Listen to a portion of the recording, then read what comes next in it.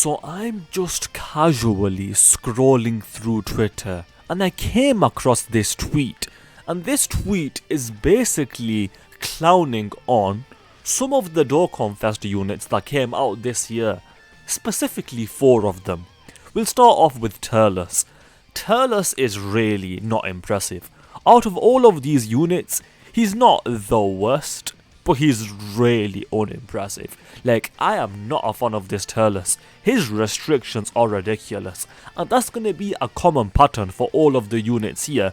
All of the units here have ridiculous restrictions. Like with the 17s, this guy is riddled with restrictions. Everything about him is restricted.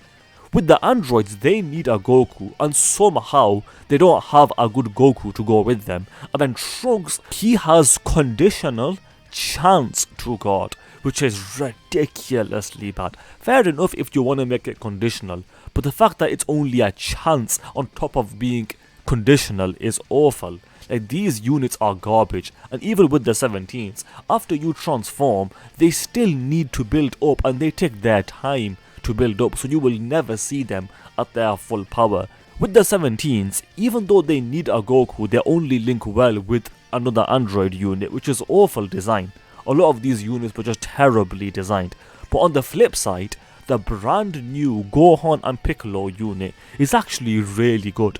The design of this unit is very simple, but that's all you need. Simple and good. A lot of defense, a lot of damage reduction, support, everything, and then when you transform, he can do a lot of damage. The issue is though, he will never transform. You will never see this guy transformed. His transforming conditions are some of the worst conditions in the entirety of this game. It's really bad. But even before you transform, the unit is still really good when you consider all of the damage reduction, the support, and all of that combined. The unit is definitely really good, so I won't argue too much against that. They are all TURs, no hero SSRs anymore. I am very happy about this. The fact that all of these units here are going to be TURs and not just SSRs has actually got me quite excited. Super Saiyan 4 Broly, Blue Evolution Vegeta, is it Dark Evolution Blue Vegeta, whatever it's called. I'm quite excited about the fact that all of these units will be Dokkan Awakened on release, and then on top of that, Super Saiyan 4 Broly and Super Saiyan 4 Vegeta, the ones we already have, are gonna easy A. So this Dragon Ball Hero celebration could be really fun depending on how good these units are. I'm looking forward to see what they do.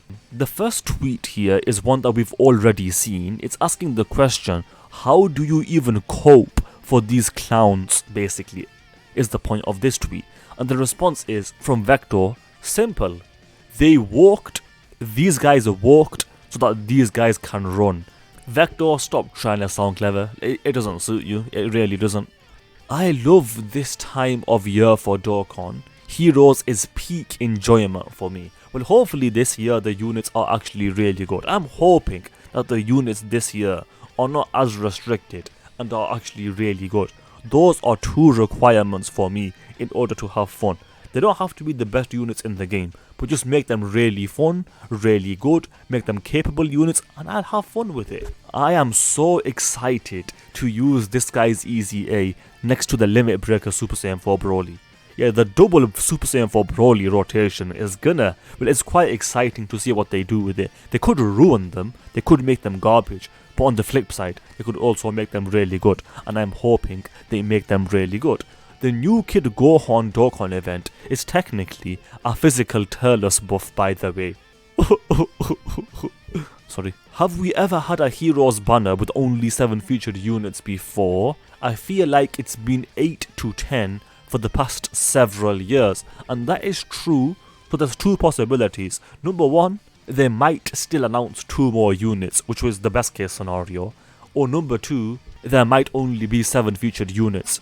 Actually, I would argue that's the best case scenario. It doesn't matter either way, either of these scenarios would be really fun. Either give us 2 extra units or limit the banner to only 7 featured units. Either way, those 2 scenarios would be really good. Stop. If you're reading this, you have reached the Pokemon checkpoint.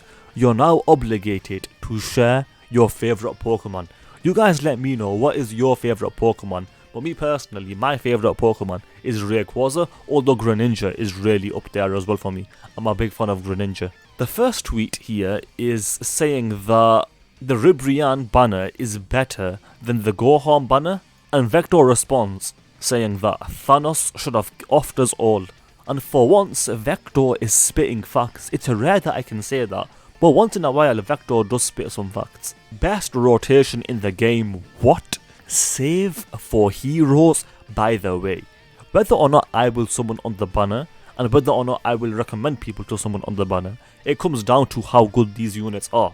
If these units are really good, I'm gonna summon, and if they're not really good, then I'm gonna skip. Well, it depends. If they're decent, I'll summon, but if they're mid, I won't.